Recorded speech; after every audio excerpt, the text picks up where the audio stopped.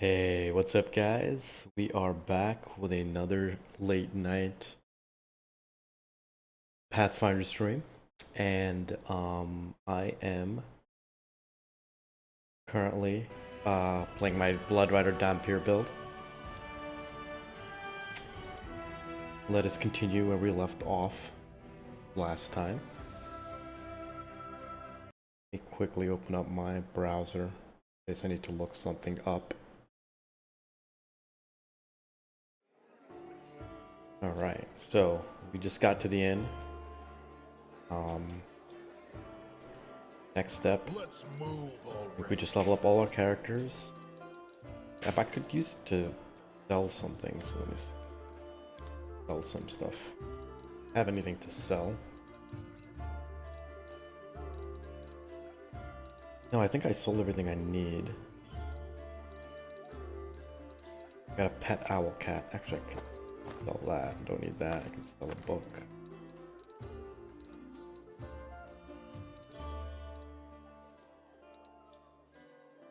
Spicy pastry. Actually, let me learn that spicy pastry. Yay, got a new recipe. Right.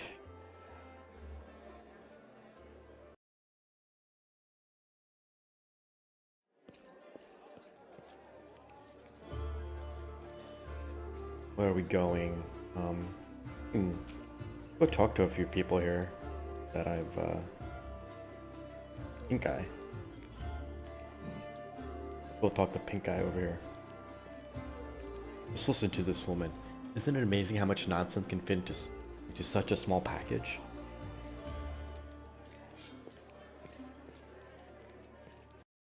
It Move is. out.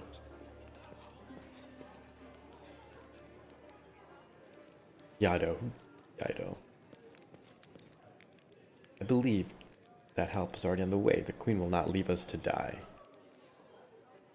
What else we got? Visali Raptimus. A stout old man with a fuzzy gray beard mumbles a prayer. He looks as tired as everyone else in the tavern. But determination is stamped upon his haggard face. What can I do for you? Ooh, he's selling scrolls. Who are you? Visali Raptimus, rector of the local temple of Abadar. The temple is gone though, and if we snooze here for much longer, the city will be lost as well. Who's that boy with you? This one? Cato the shepherd, my apprentice. He's a smart boy, and his faith is strong. He serves Era still, though. There's still something he can learn from an old servant of Abadar. He'll be a great cleric when he gets a little older. What kind of help can I expect from you? First, I sell scrolls. I have a lot of them, something for every emergency. Second, while you're here in the tavern, I can read one for you. Guaranteed, no surprises. But you better not go into the city without a cleric. I won't be going there myself. I'm too old and my powers are needed there. Tell me the scrolls you're selling. Ooh, he's got a lot of scrolls. Molten Orb Wand. What is this? Reflex halves splash damage. Create a fist-sized red-hot bowl of molten metal that you immediately hurl as a splash weapon. Ooh, 2d6. That's actually not bad. Hold on, guys. I'll be right back.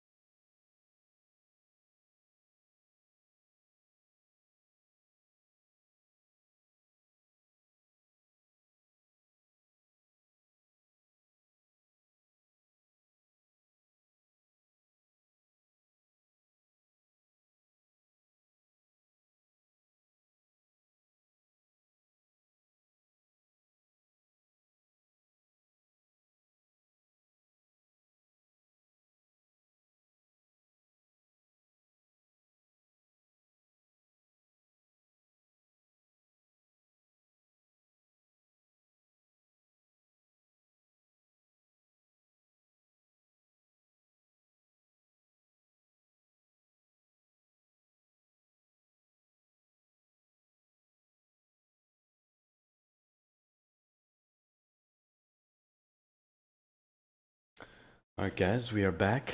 Let's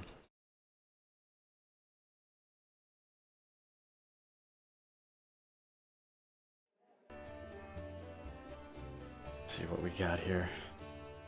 So this guy's selling a bunch of potions. A ton of potions actually.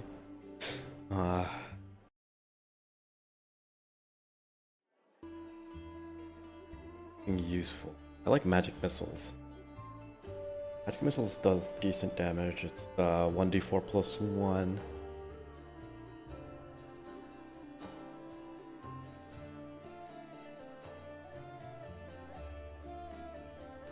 A couple of these. Pretty cheap.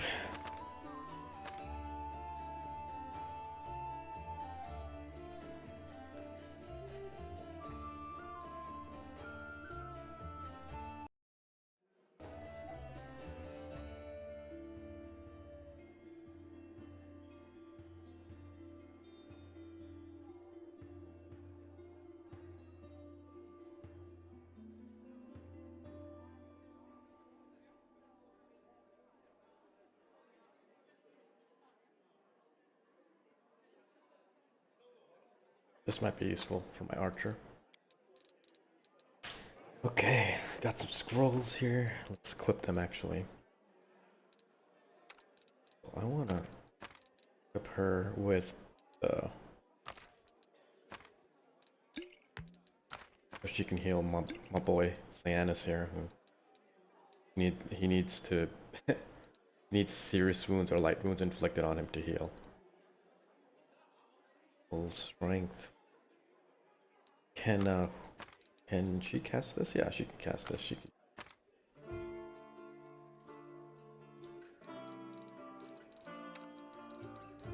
Organizing my scrolls here.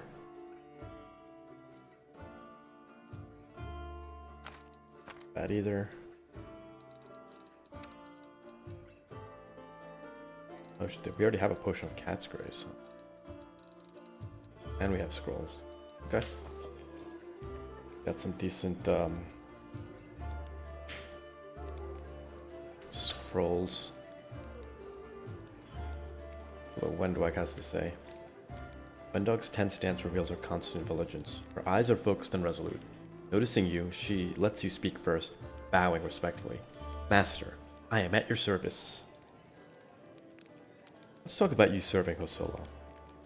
Uncertainty sparks in Wendwag's eyes, and she curls her spider legs on her back closer to her body. Of course, Master, but now I only serve you. Has someone said something about me? Why did you decide to switch allegiance? I was only serving the demons because they promised me power, and only for as long as they had something to offer me. Wendwag chuckles, revealing her sharp teeth. But Hosilla can't offer me anything now she's dead, and I was never going to risk my life for her. You are a true leader, one worth following. The huntress stays in a fawning tone.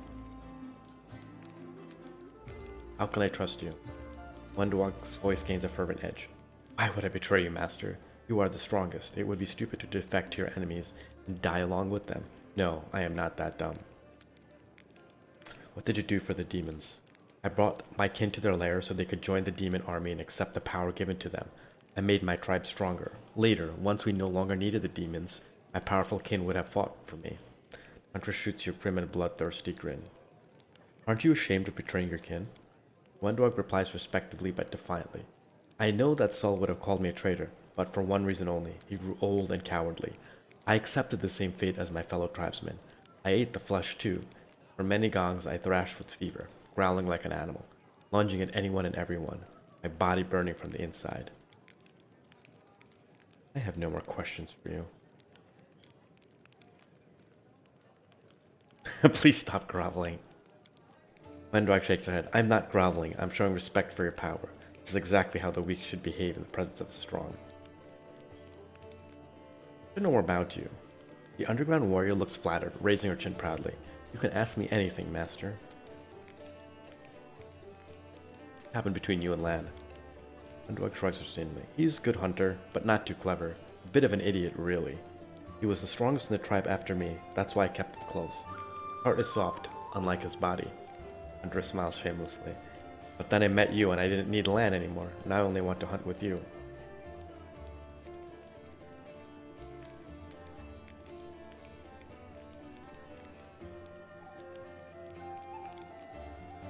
You promised me an army of Mongols. One drag narrow cat-like eyes, and I will give you one, master. But first, we have to rebuff the attack on the city. Saul has spent his entire life preparing for the underground crusaders' return to the surface, and he's not going to take any risks. He will order the tribes to hide in the caves like rats, and he will decide whether they're strong enough to fight side by side with us. Maybe he will decide that it's better to sit this one out and wait for another chance to come along. We have to fend off the demons, win a glorious victory, and show Saul that ours is not a lost cause. Then he will give us his warriors. And then it will be my job to turn them into real soldiers. That's it for now. The huntress gazes at you with devotion. Thank you for talking to me, master. I like her. Unquestioning devotion. That's what I demand of my followers. Indra, who's Indra?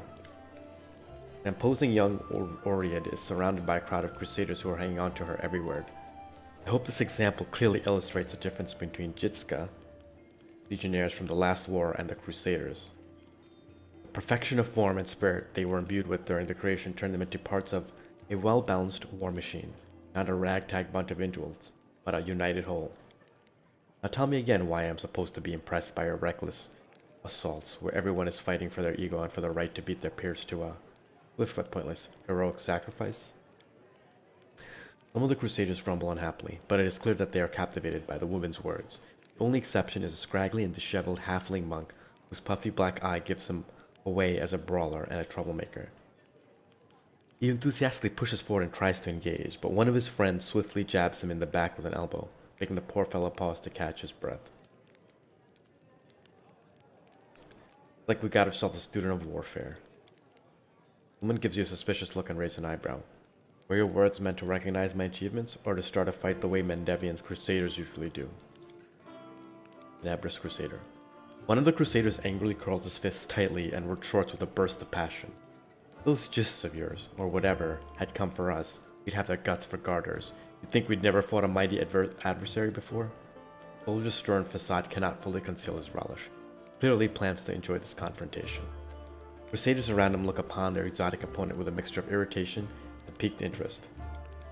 The woman chuckles before cutting off her interlocutor.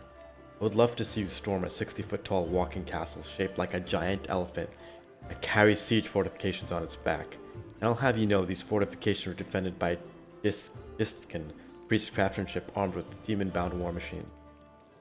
What is Gistkin? First human kingdom to establish itself in the university, blah blah blah. Syrian. Okay, so it's some sort of human kingdom. They use the enemies you cannot defeat as mindless weapons. The woman gives the people around her a triumphant look and adjusts her hair with pointed nonchalance. Voice takes on a lecturer's tone. You should not argue with someone who happens to be the most authoritative researcher on the history of warfare 3,000 years before the foundation of Absalom. The woman looks at you and flashes an amused smile. The lecture is over. Do my esteemed listeners have any questions? I can attack her. And I'm so tempted to just attack. What is this last war you mentioned? The last war of Jitska, of course. A large-scale conflict that took place 3,000 years before the foundation of Absalom. It was a war against the Syrian pharaoh of forgotten plagues, the war that ended the legendary Jitska Imperium, an epic struggle that became the most vibrant page in military history. Alas, all conflicts that followed it were but a pale shadow, including the one I'm witnessing here. And she's, not impressed. If I really want to argue with her about some random war with her. Who are you? I am Indra, a warrior, magus, and scholar of classical warfare from Garund. The woman peers at you apprehensively, then sighs.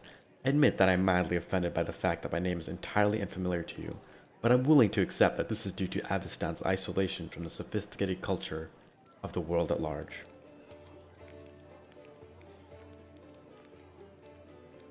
Yeah, you've come a long way. I like to think of myself as an inhabitant of Golarion. I don't narrowly identify with any country in particular. Why did you come here? To witness a legendary war, the confrontation between denizens of a plain famous for its love of violence and the Crusaders from every continent, united by the common goal of defending their home, an epic struggle of colossal proportions. It hasn't been particularly epic so far, truth be told. The monk with the black eye grins and mutters under his breath. Maybe she just can't see it from here.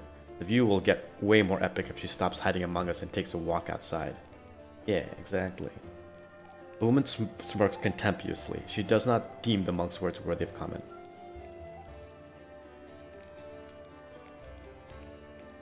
I disagree. Blah blah blah. The Crusaders are doing a commendable job at resisting the demons. Oh yes, and the situation we have found ourselves in can attest to that. But then again, demons are no better. Their preferred strategy always also involves brute strength, mindless assault, and unfounded confidence in their superiority. Why don't you join the Crusaders and show them how fighting should be done? No, I am a historian, an analyst, a theorist. Do you know what these three words have in common? They describe a mortal woman who does not participate in the conflict upon which her thesis will be founded. But then again, I will hardly be able to describe this mess as anything other than a feeble likeness of the last war of Jiska. You're wrong to treat the Crusaders with such disdain. Allow me to explain. A debate? Oh, I will happy to prove the current conflict can't hold a candle to the last war of... No, this woman and her Jiska war? Damn. Very well. The last war of Jiska was waged using a significantly greater number of troops. Both sides actively relied on reinforcements from allied planes, and their strategic planning was perfected through no fewer than 7 rounds of intensive design. None of the above applies to this war of yours. Compared to the Jitska, we are but stone club-wielding kobolds. I would like to conclude my thesis with a few words of wise counsel from Dagon, but here it is nonetheless. A gadfly sees the ox pays no heed to the gadfly, but crimson fever takes them both. The events of the past are shrouded in legend, but the fate of the world is being decided here and now. That is what you failed to grasp. I like number 1, but I think I'm going to do with number 2 because my world knowledge is better. And it failed. And why don't we study tactics by watching a couple of rock-wielding goblins fight over a dead rat? Indirect sarcastic words produce bursts of laughter from the audience. The monk with a black eye stifles a giggle and looks like he wants to say something, but ultimately holds himself back. Let me try the diplomacy route. The events of the past are shrouded in legend, but the fate of the world is being decided here and now. This is what you failed to grasp. There we go. The earnestness on the faces of those around you has taken away Indra's panache, encouraging her to backtrack and stumble over words. Of course, I'm not trying to diminish the importance of current events. What I'm trying to say is that from the standpoint of history, and particularly the history of warfare, he falls silent, fixedly staring at the unfriendly eyes of our audience. The true importance of these developments won't become obvious until later. Indra offers a pretentious dismissal. As a scholar, I cannot deny that there is certain truth beneath your skeptical statements. History is a complex discipline, rooted in fact in an evidentiary base that grows ever more meager the farther the described period is from the present moment. Of course, if I were to argue in bad faith, the way Crusaders embellish their tales of slaying a single Brimarak by adding a dozen Balors, for example, I could win this debate. But I am above such things, and therefore am forced to admit that your skepticism is not entirely without merit. So I think she's just saying I won the debate. Pretty much.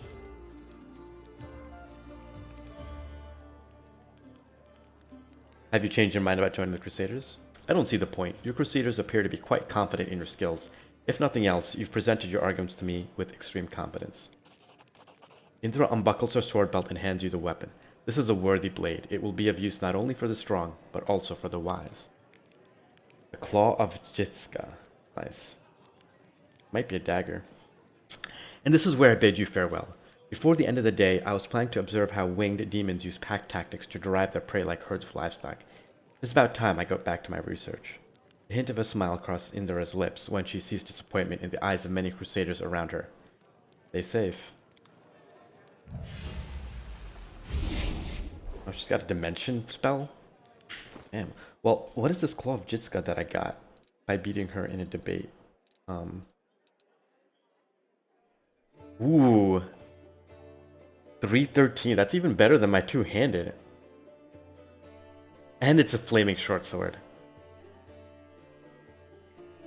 How is this one-handed sword more damage Oh, well, I do one... Yeah, 211. This is 313.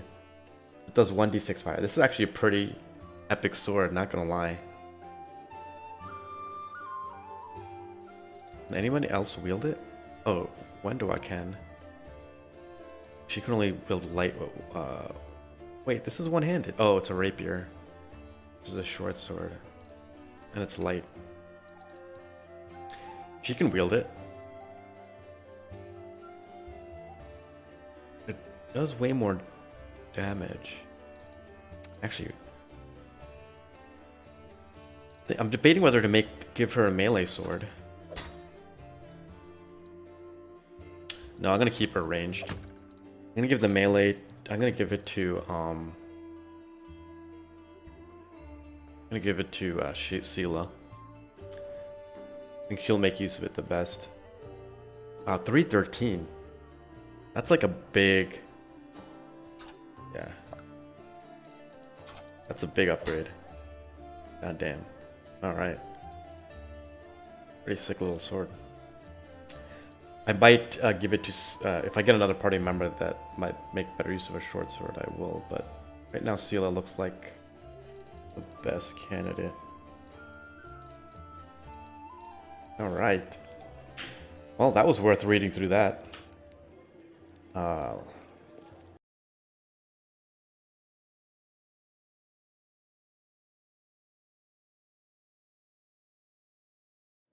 on!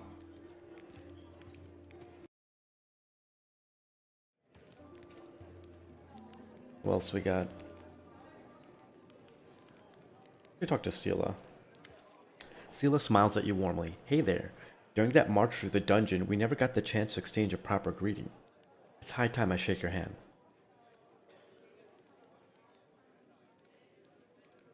Is fighting demons all you want, or are you looking for something more?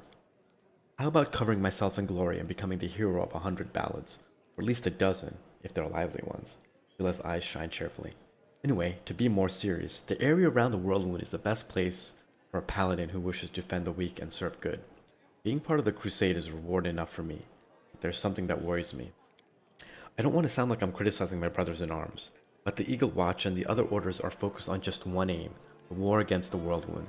That's why they can sometimes overlook the smaller things, ordinary misfortunes, you know. I always liked being a wandering knight because any moment I could get up and go help a poor rat folk whose family had been kidnapped, or an old woman whose favorite dog has gone missing. But here's my answer. I don't have some big important goal, but I'll be happy to help those who need it, a little bit here and there.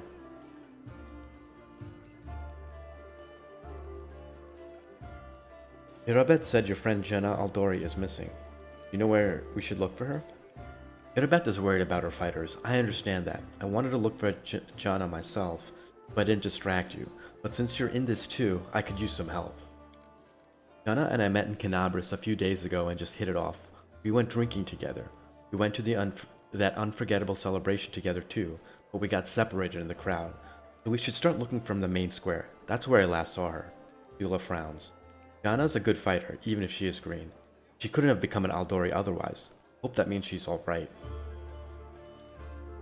I'd like to know more about you. Friend in need is a friend. Looks like I got a new quest. Of course, ask anything. I'll answer honestly. What made you become a paladin of Iomade?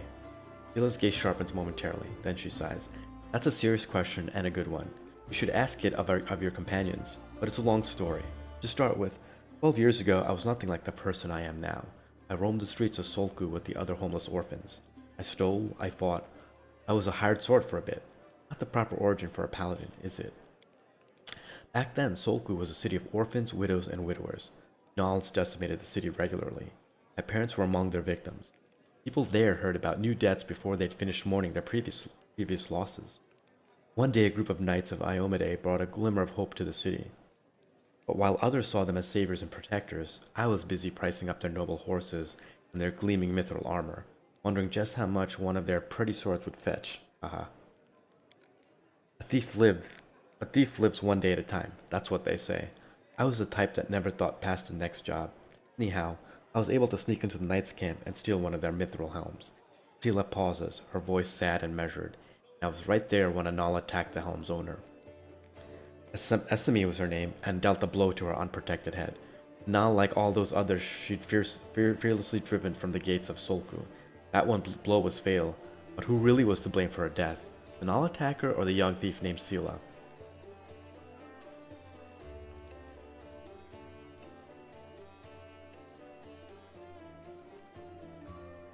Life is cruel and full of chaos. Sometimes survival just comes down to luck. Even a seemingly small dynasty can have terrible consequences. Yes, you're right. 1,000 times over. I hate to say it, but I just didn't see it back then. And if I had never got that lesson, my eyes would probably never have been opened. Who knows what would have happened to me if it wasn't for Ansemi and her bravery, and her death. Maybe the world would know Sela as a bandit, not as a knight and the protector of those in need. There's a saying I like to remember. People rarely find redemption on their own.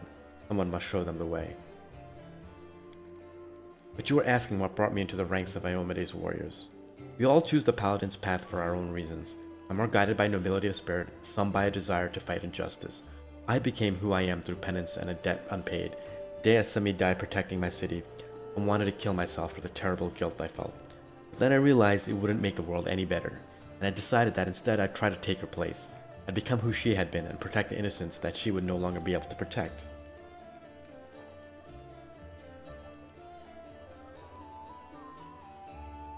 Thank you, I've learned everything I wanted to know. Alright, let's end that dialogue. Let's talk to Irabet. Irabet rubs her red and tired eyes. Any success? How's the city? What is our main objective? You heard what the demon said. They're going to desecrate the Wardstone and blow up the whole barrier around the World Wound. That would be an even worse disaster than the World Wound's expansion before the Second Crusade. Not only Canabras, but every city with a Wardstone will be destroyed, including the capital. We can't allow that, no matter what. We will retake it, even destroy it if we must. Iomede's gift must not become a weapon of the Abyss. Tell me about the Eagle Watch. It was a small order created to fight not only demons, but also the enemy within. To maintain the purity of the paladin ranks, prevent heresy, and identify spies. And it failed miserably at that. The Templars of the Ivory Labyrinth infiltrated it, formed their nest within its ranks. After the Queen entrusted me with leading the order, Anivian practically built it from scratch. We got rid of deadweight people who weren't committed. We organized ways to transmit messages and orders safely. We introduced reliable ciphers. We found tacit allies around the city, from Crusader orders to street beggars. This was my personal crusade, to purge the city of the Templars who had infested it. And I thought I was winning. I could feel it. We were so close to driving the cultists out of Canabras, but Erebeth frowns. It's hard to admit, but those successes didn't count for much once the demons entered the city.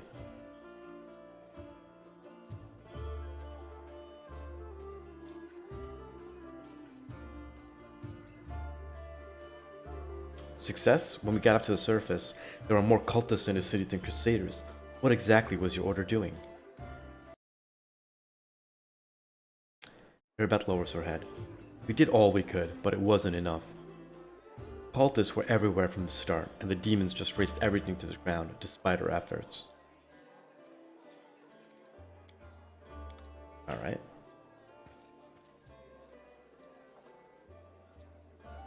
Ooh, loot, what's in here? Book. Not really a book reader. Lower. Tall, athletic man greets you. His hair is prematurely gray and shorn close to his head in a military style. He is lean and well-groomed, and a monocle twinkles coldly in his eye.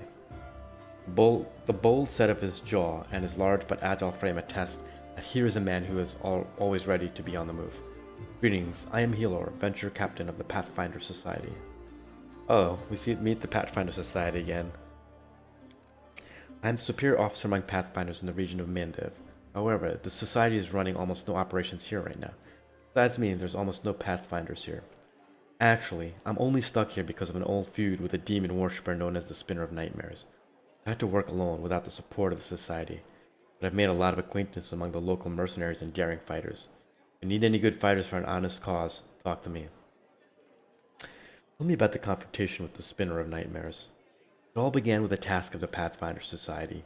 I arrived in Neuroscion with my team to investigate the sudden death of a famous crusader, Baron Falren. We soon focused in on a small hospital for the wealthy, where Fallon was being treated shortly before his death.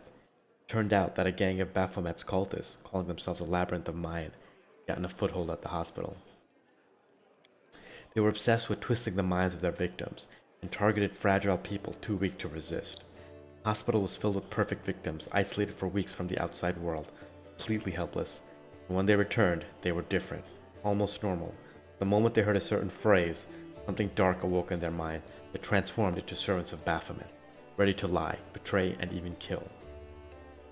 The Labyrinth of Mind was preparing to infiltrate all the elite circles in Mindev, but Baron Fallon stopped them. He was too loyal to his oath and too resistant to their spells. He fought for his freedom until the strain broke his heart. He opened and cleaned the city of Baphomet's pit of vipers. Their den was a cradle of sin and filth. They cast spells on each other, and their loathsome fantasies stepped real from their minds into the world. They dreamt of horrible and forbidden things, and they fought like mad. We burned the place to the ground, slaughtered everyone we could. The leaders of the cult were able to flee, and they were set upon revenge.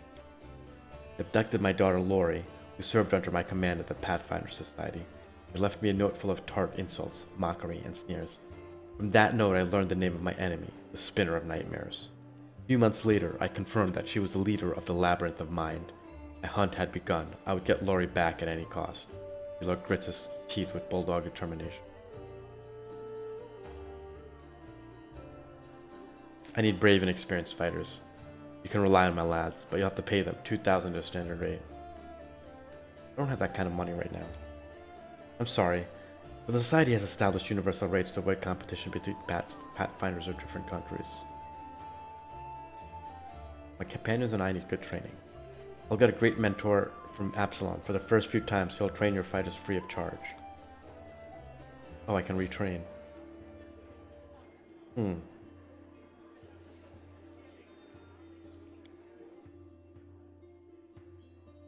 I...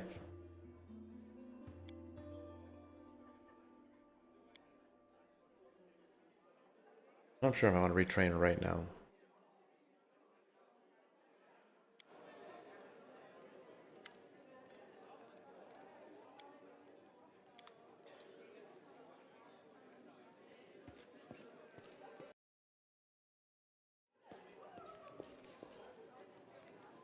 I lead. You follow.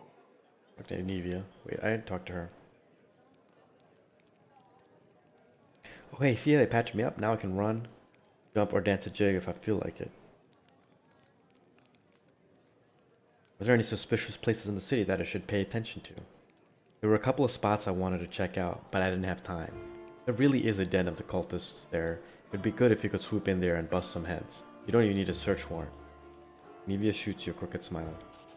First one is the Silken Thread. It's a funny little tailor shop that doesn't take any orders and never buys any fabric, but they always seem oh so busy. They're busy with something in there alright, but stewing it ain't. Second one is the alchemy shop Topaz Solutions, and they trade in everything, not just healing potions. Judging by the ingredients they've been buying on the black market, something fishy about the alchemical rituals down in that place. Alright. Let's go. Alright, so we found some spots on the global map, I guess. Who else can I talk to? I'm gonna talk to everyone.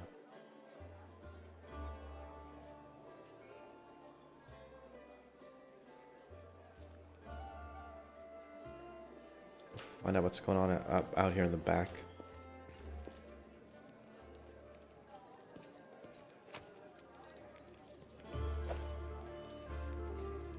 Jarnok. A young man in a well-worn travel clothes and a simple wooden symbol of Eristil on his chest is efficiently cutting a linen robe into strips to use as bandages. Despite his visible exhaustion, he works with zeal, singing some tune about red braids and ripe sheaves of wheat under his breath. He raises his warm, chestnut-colored eyes to you.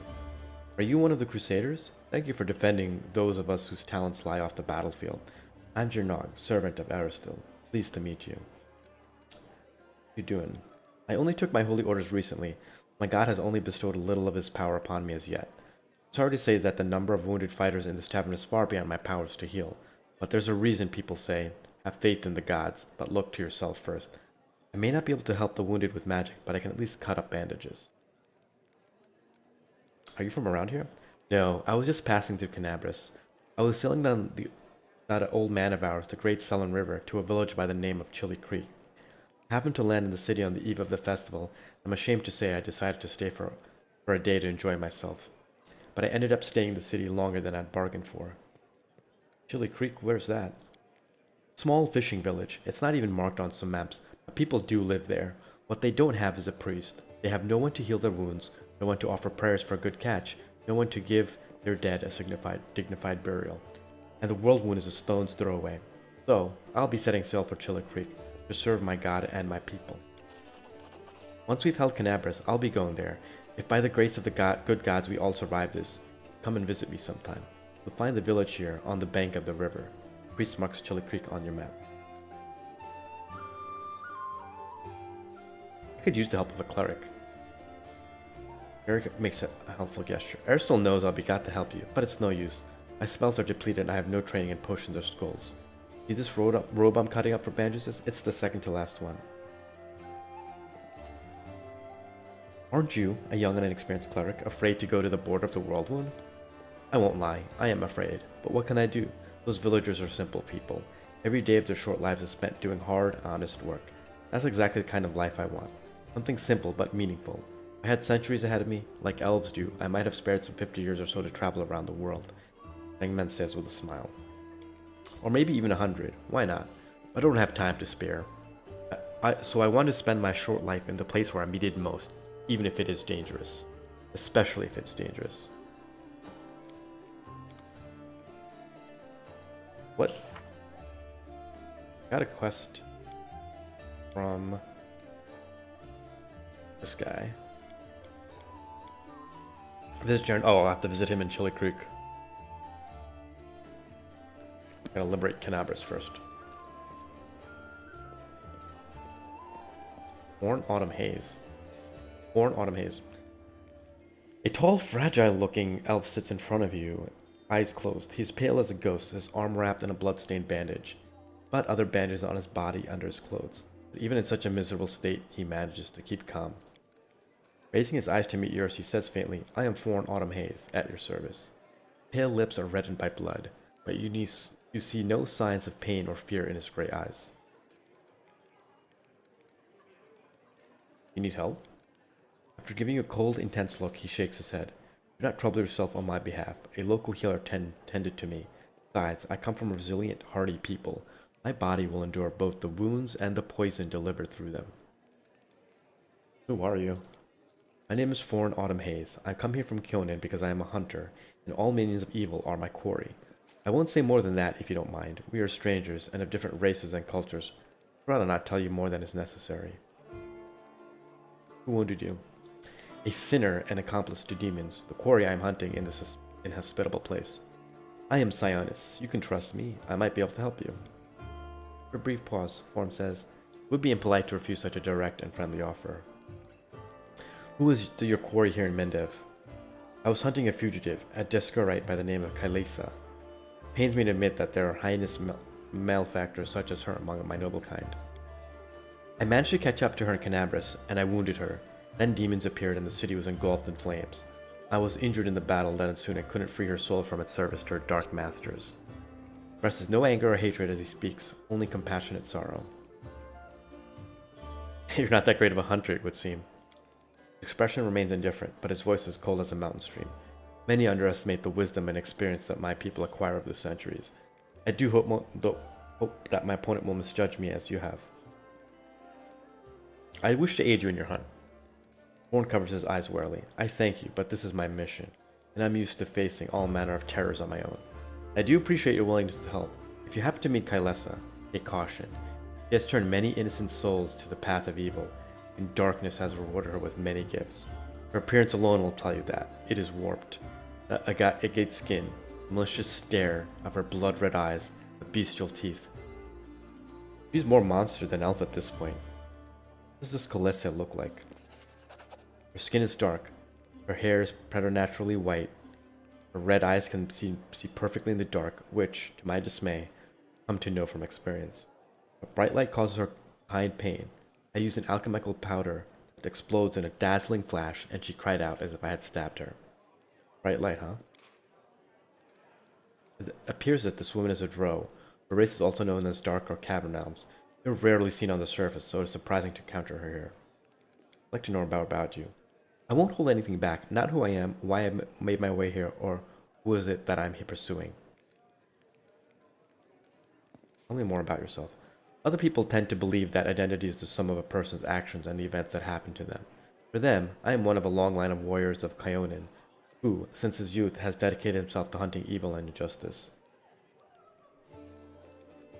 For then, I am a successful and capable huntsman who has tracked down and slain a great many monsters. But I'm an elf, and for me, my identity has a different meaning. It is shaped by the place where I was born, and that I love so deeply. I am shaped by what I find beautiful and what makes my heart quicken. By the fears that come to me in the dead of night. By the things I find so intolerable that at the sight of them, my very core darkens and fills with poison. Thus, to tell me who I am, I would require many days and much candor, which is more than you and I have at our disposal. Why did you just choose to be a hunter of evil? Because I am the son of a noble and proud nation. We are sometimes criticized for our arrogance, but no one dares doubt our honor. When a crime is committed, we cannot turn a blind eye.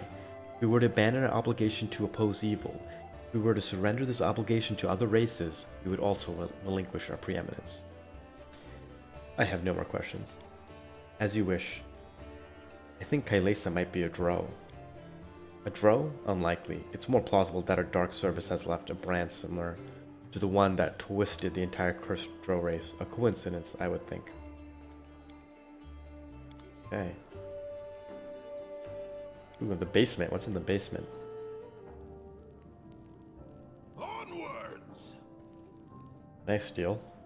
Like, surrender thy soul, Delvan. Omade, protect us. Haha, got you again. How many times is that today? Take your jokes and shove them, tiefling. Oh, easy there, chief. Don't hit me. Interesting. Let me go loot some stuff first.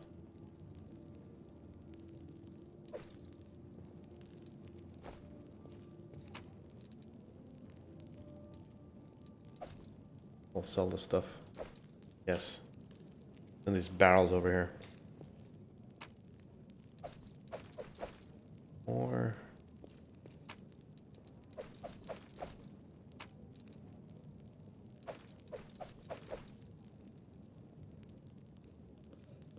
Ooh.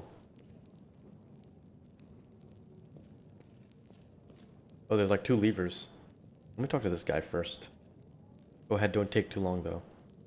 Hey, Chief. Hey, Dreamboat, come over here. I want to talk to you about something. Something really important.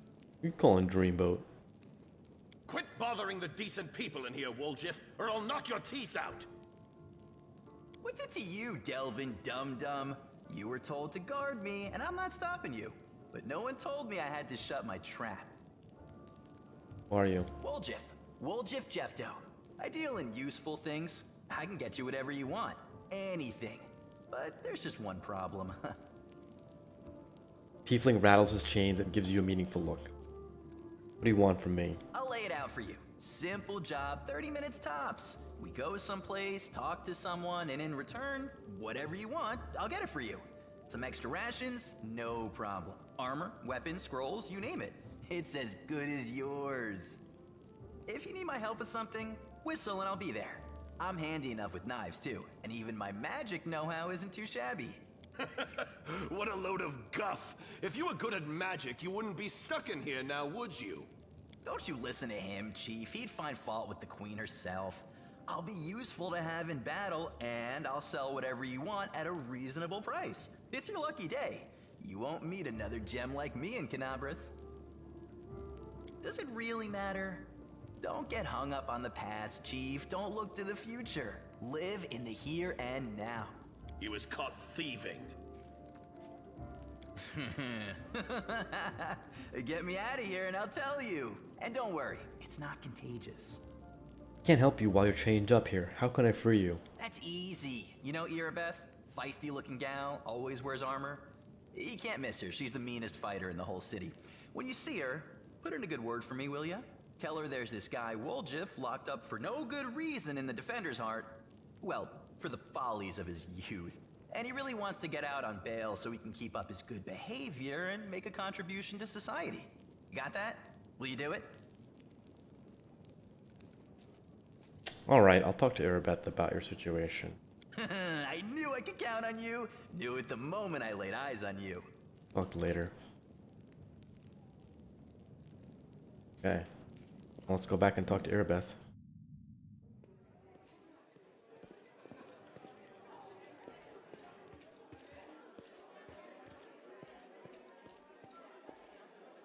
Irabeth, where are you? There's a tiefling chained up in the Defender's Heart. What can you tell me about him? Irabeth shrugs scornfully. Woljif is a pretty petty thief from a gang of thieflings operating in Canabris. That's what we call them in these parts.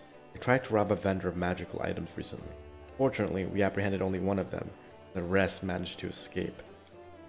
We have nowhere else to keep him apart from the Defender's Heart. That's hardly a prison.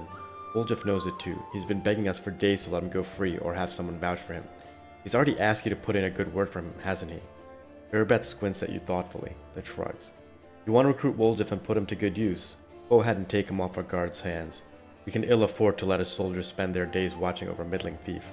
I hope that tiefling proves useful, should you decide to take him. Alright. Actually, he'd be a good addition. He looks like a rogue or something. I think he'd be a good addition to our party. Move out.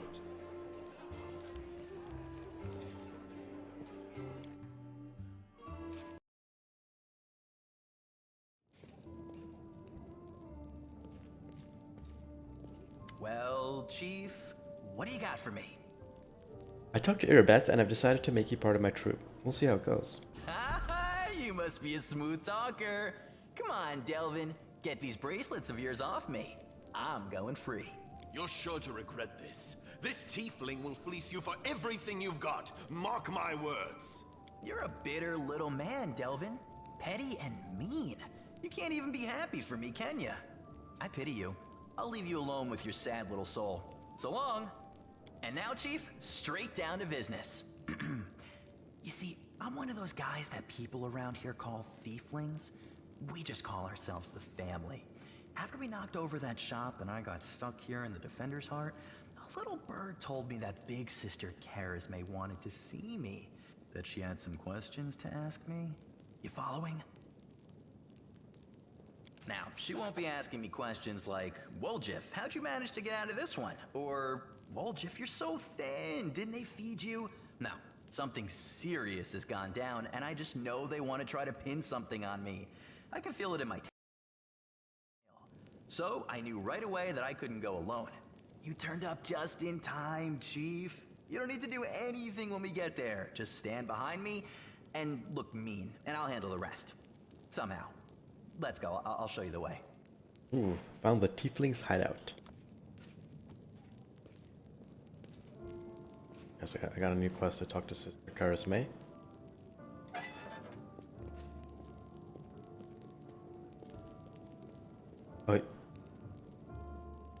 Oh, he's not gonna be part of my. Oh yes, he's part of my party now. Nice. What is he? He is a eldritch scoundrel. He's dual wield dagger. Nice.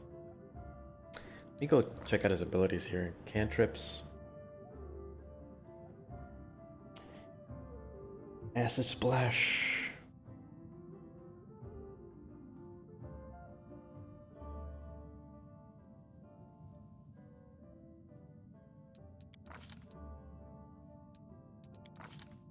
Abilities, feats. He's got simple weapon fighting.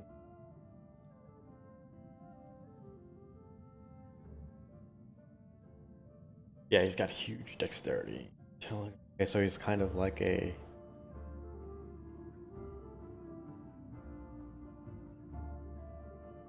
I like him.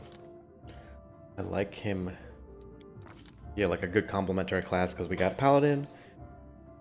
Well, actually, I might let her go once we get like a real healer. He's more of a spirit hunter.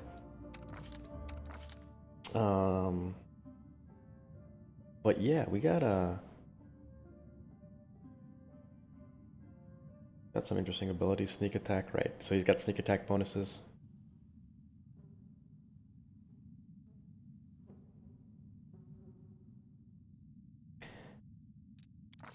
Oh, can he? What is his? Well, he's gonna be our trap opener, our trap clearer, our pickpocketer, our lock picker, our sneak attacker. I like his portrait trees. Okay. A base attack bonus of attack +6.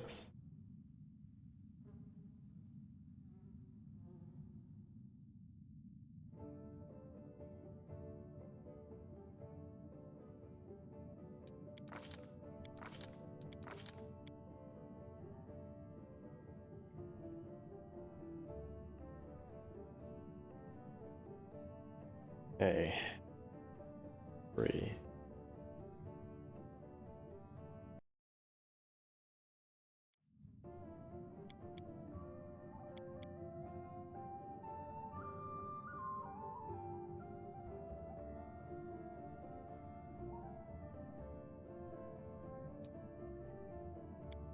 Okay, what else does he know?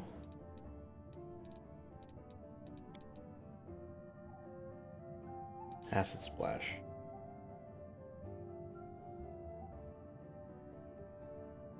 Don't do that much damage though. There are cantrips.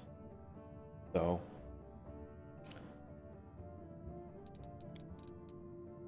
Got Mage Armor. Yeah, Color Spray is nice. I like that.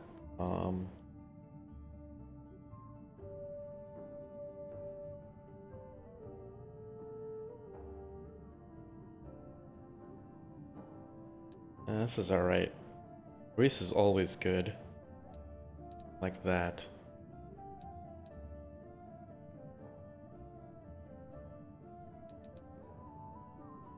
I like Sleep. I don't know what. I think I want Burning Hands. I'm gonna put Sleep in there.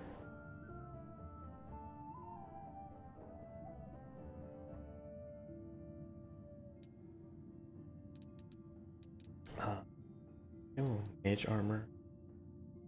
Yeah, he might need it. Hypnotism. Your gestures and droning get faster early. They get. You can get. It's an AOE daze. Gestures and droning incantation fascinate nearby living creatures, causing them to stop and stare blankly at you in a dazed condition. So I think that is.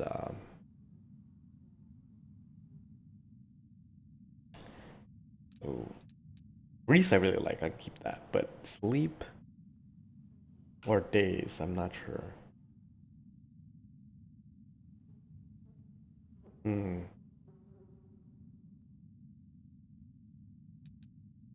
Or sorry, Sleep or Hypnotism. That's what I'm worried. 30 feet. All enemies. This is all enemies 30 feet centered on target point within close range.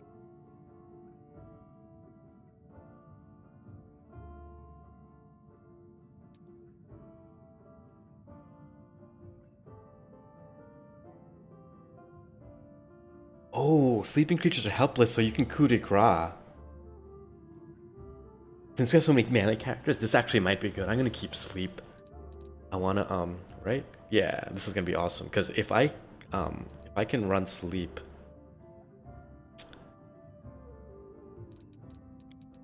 and I can coup de grace, that'd be an awesome combination.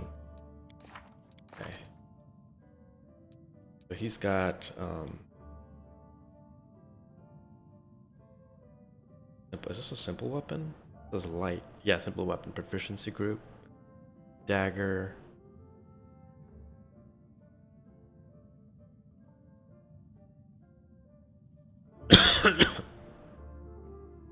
Okay, so basically he has weapon finesse, so light weapons basically means that his dexterity contributes to his base attack.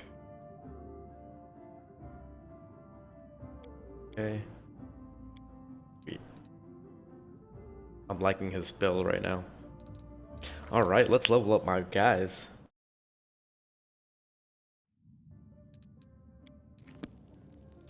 And go straight up Blood Rider.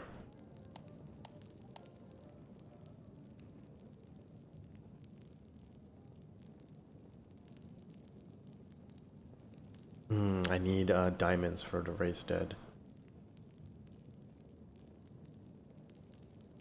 Third Blood Sanctuary, so it looks like I got Blood Sanctuary. At third level, due to the power of his blood, a Blood Rager can stand confidently amid the effects of spells cast by himself or allies. He gains a +2 bonus on saving throws against spells that he or an ally cast.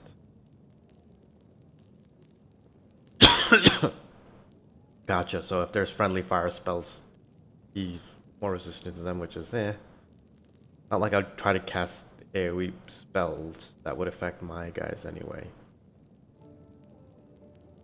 Okay.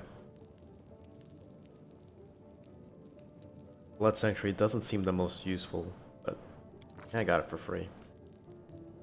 Right, skill points, I'm gonna keep athletics high, knowledge and arcana and world, of course. Persuasion. And nature lore.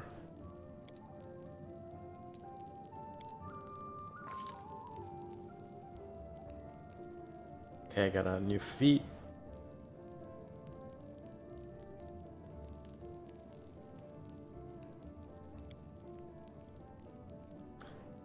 Do I already have greatsword, I think, right?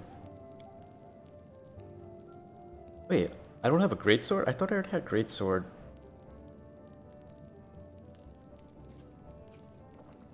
Okay, I thought I already had a greatsword. Weapon focus, maybe not.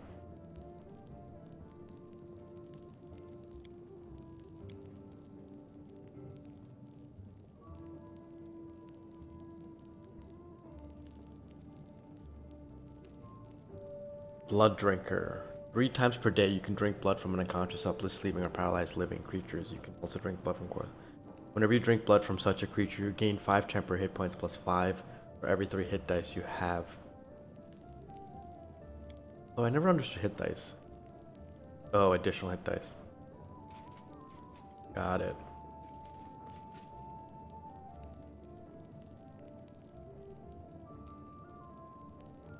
Ooh, so this is actually pretty powerful. Like, at level 5, I'd have 5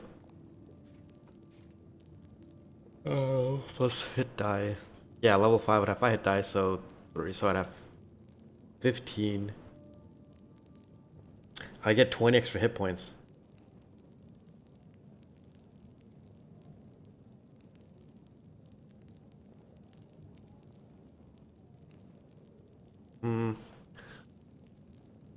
I already pretty much have high AC, so I'm not sure hit points are super useful.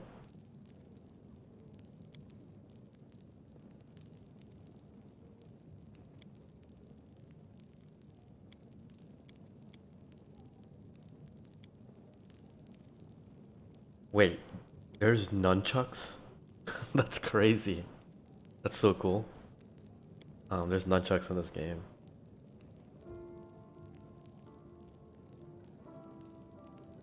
Meta magic.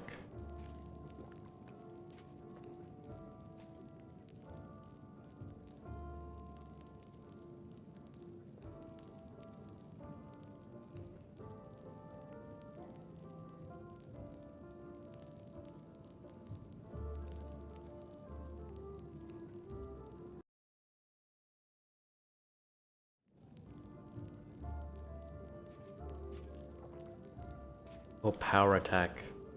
This is always good. You can choose to take a one on all melee attack rolls and combat moves, checking a +2 bonus on all melee damage rolls.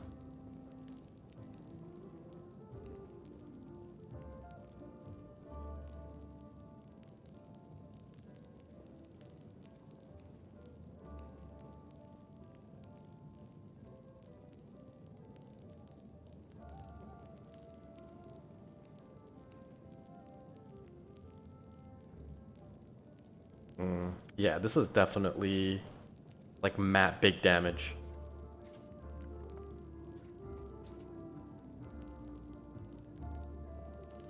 This is great for, you know, Blood Rager like me. Or I could go with weapon focus or armor focus. I'm gonna go with power attack.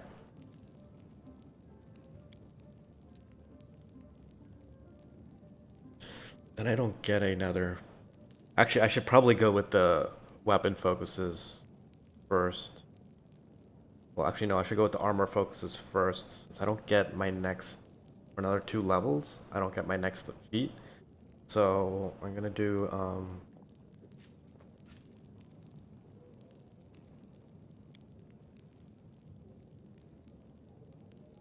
heavy armor focus.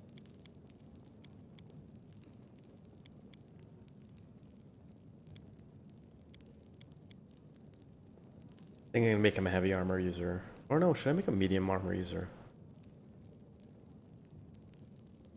I'll make him medium armor.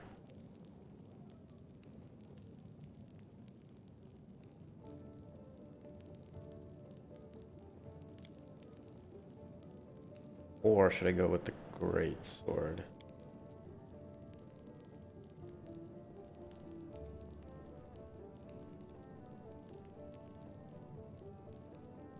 Can I equip a greatsword without this, yeah, this is... No, it's not, weapon proficiency. That's what I'm... Weapon focus is just that you get bonuses with the weapon use. Weapon proficiency is you can actually use that weapon.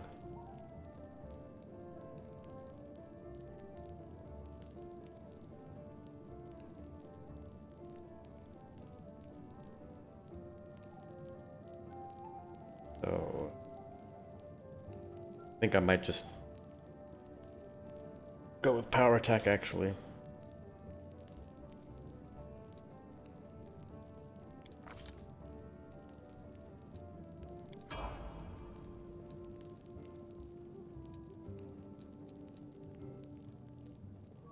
+2 bonus on melee attack rolls and damage rolls. So with... in combination with Blood Rage, this negates the penalty on the power attack. So this actually has pretty good synergy. These two right here.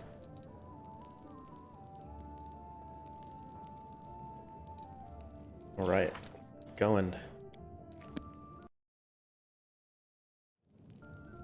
We got level 2 fighter. Level 3 fighter. Armor training. So whenever he is wearing armor, he reduces the armor check penalty by 1 to a minimum of 0 and increases the maximum dexterity bonus allowed by his armor by 1. Got it.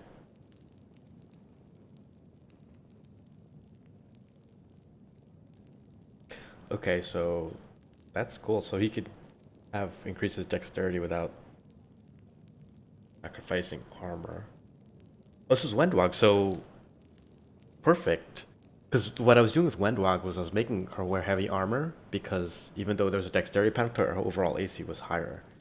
So I think with this passive feat here,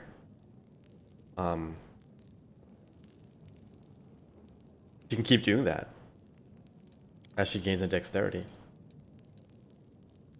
Alright, so we got nature lore, got perception. Feat, okay. Yeah, she's doing heavy crossbow, so I think I'm gonna do...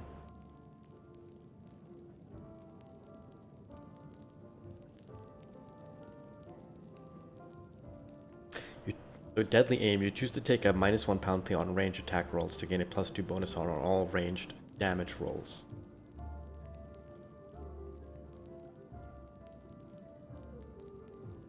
Penalty on all range. Okay, got it. So deadly aim. Interesting.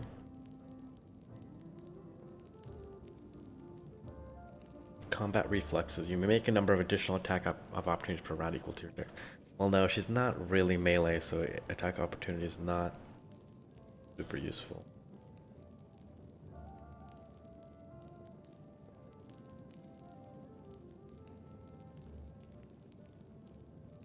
Their power attacks from melee, so that's not useful.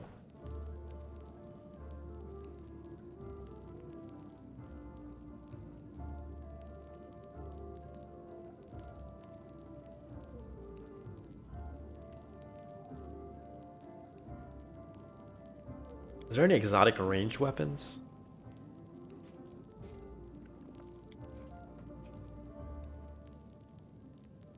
Okay, so I think I might go with definitely either deadly aim rapid shot or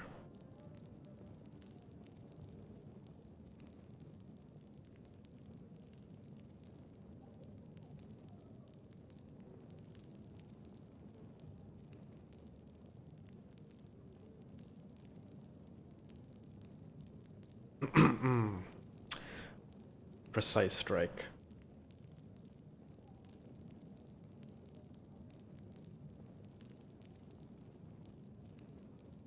Yeah, this is hard. I might just go with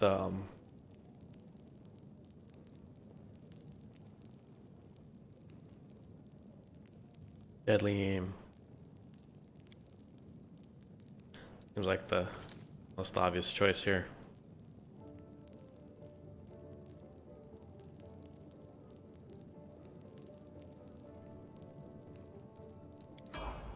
Actually, I'm curious. What her attack modifier? From dexterity, right? Yeah.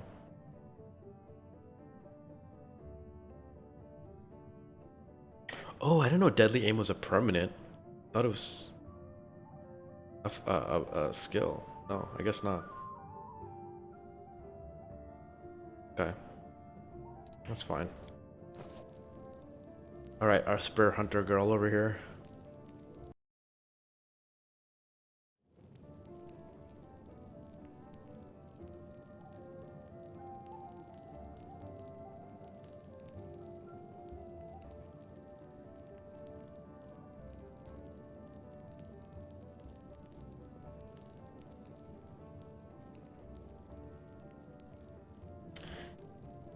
Okay, so what does she get? She doesn't really get anything. Oh no, level 3, yeah, she gets a new feat.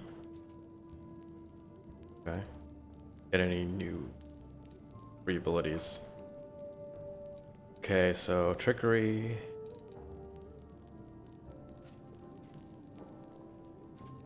Deception. Yes. I've never been like big on like trying to figure out the optimize the skills in my party. I just did whatever was like they're naturally highest. Alright, feat time. So weapon focus.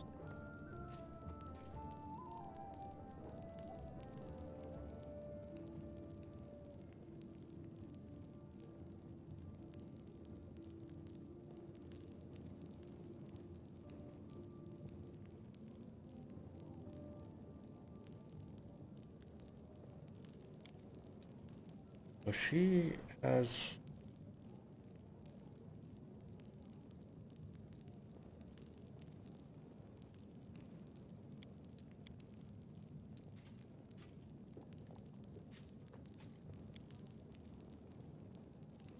wait, what is she? What kind of weapon does she carry? Oh. Your inventory?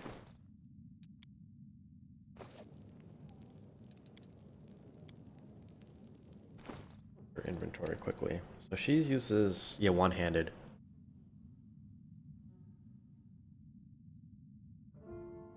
Rapier.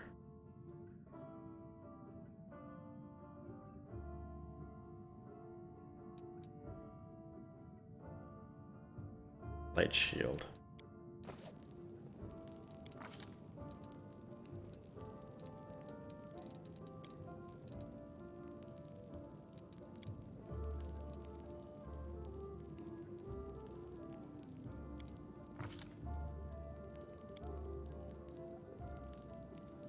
I could give her weapon focus and rapier.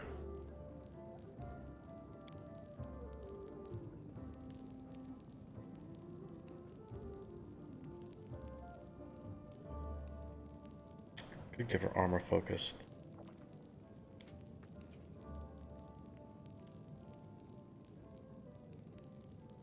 Melee. Let's see. Blind fight.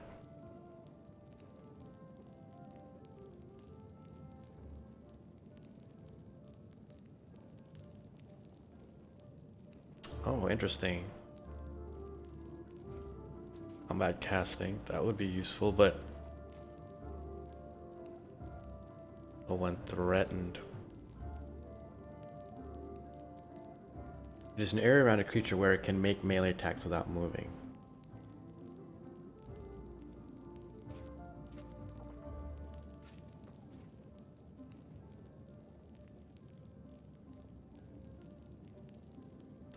Got it.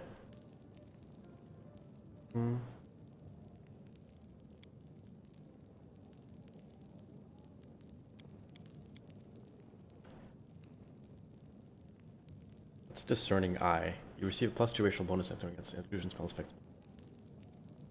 Okay, so I think I might just go basic and give her the rapier ability that way.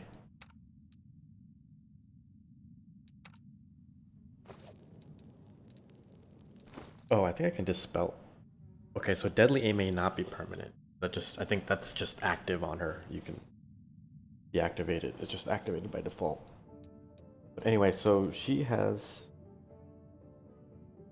Okay, so she gets a +1 on the rapier. Guess I'll keep her with the rapier. Now Sheila, the big girl with the flaming short sword.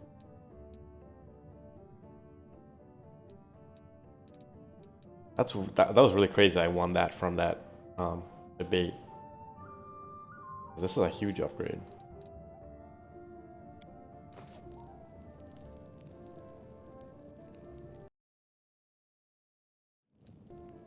For Paladin.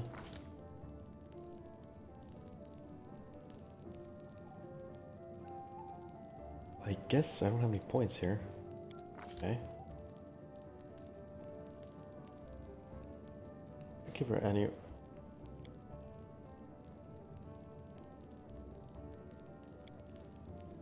Weapon focus. Give her Astrid Sword. Oh, I think she already has that. I think I gave her that. I'm gonna give her armor focus, heavy armor.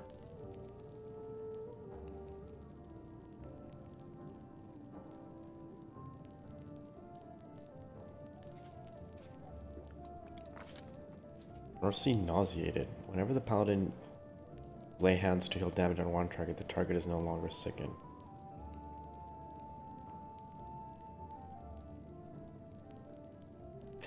Oh, I can choose a ability. Fatigued.